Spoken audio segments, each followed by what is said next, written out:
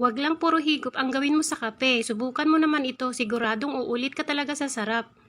Tara, umpisahan na natin. Gagamit tayo dito ng twin pack na Kopi Ko Blanca. Depende sa inyo kung anong gusto ninyong brand na gamitin, pero para sa akin, mas creamy kasi ito.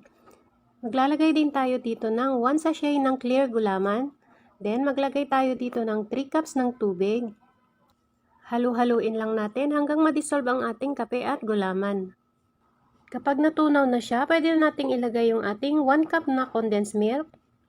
Jersey itong gamit ko, depende sa inyo kung anong gusto ninyong gamitin na brand ng condensed. Then, isunod naman natin ang 1 can na evap milk. Halo-haluin lang natin hanggang sa mag-well combine na ang ating mga ingredients. Kung gusto po ninyo ng mas creamy, pwede po kayong mag-add dito ng Nestle cream, pero sa akin, okay na ito. Ayan, sinalang ko na siya sa kalan, niluto ko lang siya sa katamtamang apoy.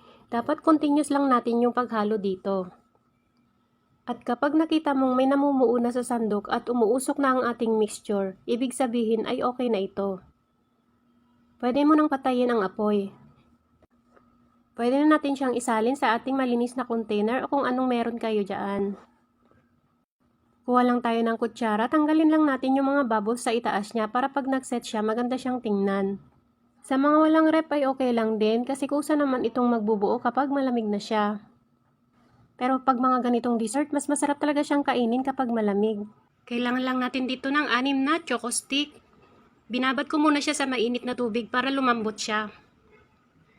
Ito yung ilalagay nating pinaka-toppings niya mamaya para medyo naman mas presentableng tingnan. Ayan, ilagay lang natin siya sa plastic, then itali natin. At kung umabot ka sa part na ito, pwede pong pakipusuan yung ating video at mag-comment din po kayo sa baba kung taga saan kayo para sa susunod na ating video ay ma-shoutout ko naman po kayo. Yung complete ingredients ay ilalagay ko na lang po ulit sa ating comment section box.